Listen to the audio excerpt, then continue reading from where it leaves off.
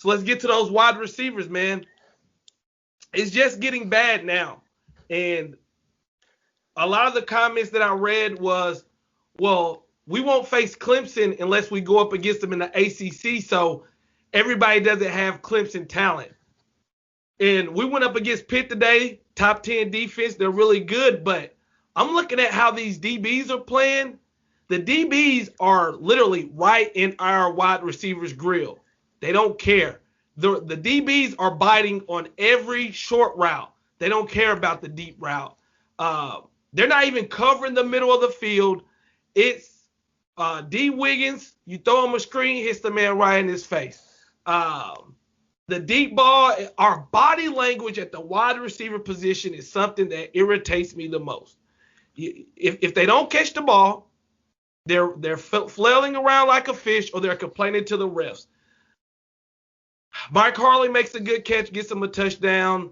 And I'll talk about Pope a little bit later, but what do you think about our wide receivers, and what can we do 5 games in? Well, they're the most disappointing unit on the team for me, right up there with linebacker. But, you mentioned that the defensive backs are, right in their faces all the time. And that's what I would do if I was a defensive coordinator. These guys are, when I say these guys, I mean Wiggins, Pope, and Harley. These guys are weak physically.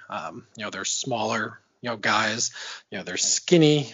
Yes, they have, speed, and, they can run. But even when they, create the little separation that they do, they're not even strong catchers. And what I mean by that is most of them are body catchers. They don't extend their hands out to catch the ball. They let it come to them, which makes the margin of error on the passes even smaller than it already is. But, you saw Wiggins get deep today. King threw a ball. It would have been a tough catch anyway, but, it hits him in the hands. He drops it, and then rolls around on the ground pretending he's hurt. And then, like you said, the negative body language. Harley, had a touchdown today. It was a nice play. It was a coverage bust, but, it was a great job of him by breaking that last tackle to get into the end zone. Hold up. If you're not signed up with the Patreon squad, aka the Kane Gang, then what are you doing? Get signed up right now. Link in the description and in the pinned comments. And for less than a cup of coffee, you can get the extra content, the exclusive content, the ad-free content, the early access content, the film breakdowns that I can't put on YouTube because YouTube will strike your boy down. Hey, we turning up on the Patreon squad, the Kane Gang. Get over there right now. Link in the description. And if you're already a member of the Kane Gang, I appreciate you. Enjoy the rest of this content. I'm moving my hands, a lot of hand movement. And then Mark Pope, it just seemed like he was the kind of the screen guy today. So, he had 5 catches for 46 yards. But, what we have right now probably isn't going to improve. They are who they are at this point. We did see Michael Redding get downfield, and he was strong enough stay on his route and drew a pass interference. I don't think that happens with any of the 3 guys that I mentioned. So I would keep giving the young guys reps, seeing what they can do. Keyshawn Smith had a catch today. He got deep on that reverse pass against Clemson. So I would keep giving these guys reps, seeing what they can do.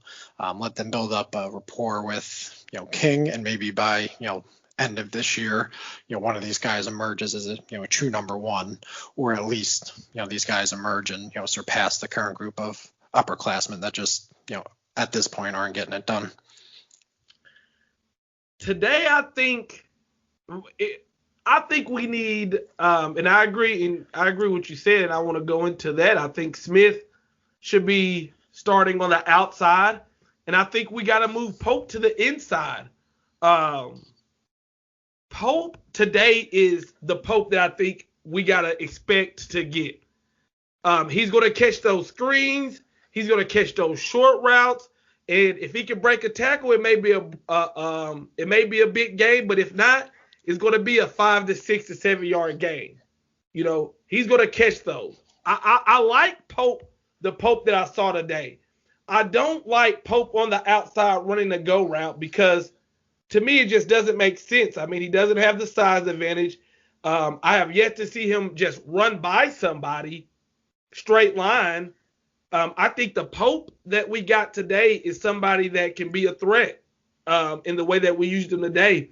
And like you said, Smith was able to create a pass interference that wasn't called, but we all saw what it was. He's been able to get behind the defense. Mike Harley and D. Wiggins, are we ready to give up on them too, or I mean, before you answer me this, who do you think would be the better slot, Mike Harley or Pope? I would go with Pope at this point. They both struggled with drops, but I think Pope gives you a little bit more explosion, and he can do a little bit more when the ball's in his hands. They both go down relatively easy, when a defender touches them. But I think Pope gives you a little bit more wiggle and a little more explosion. And I think he's better on, the bubble screens or the tunnel screens than Harley is. Okay, and then are we ready to give up on D. Wiggins, Harley, and Pope, and just go with a youth movement at wide receiver? I don't think you give up on them in terms of, okay, you guys aren't seeing the field anymore. We just don't have the bodies to do that. But Harley's a senior. Pope and Wiggins are both juniors. They've been around. They are who they are at this point. Wiggins can run a really good deep post. That's pretty much the route he excels on. He's not going to really give you too much more outside of that. Harley, same thing. He's just is what he is. He's smaller. He's on the skinnier side. His hands are a question. He does have speed. He can make a play when he does get the ball in space, but he doesn't create much separation in his routes anyway. But I think, we should have a youth movement at wide receiver, and, let's see what Redding, Smith, Restrepo can do with, increased reps, not only just in the games, but in practice as well. What about Jeremiah Payton? To me, it seems like every time we throw him the ball, something happens. It's so weird. It's like, UAB, it was the horrible overthrow by King. Today it was his shoe falls off. What's up with Jeremiah Payton and your thoughts? To me, it's hard to explain. It's just weird stuff happens when we throw him the ball.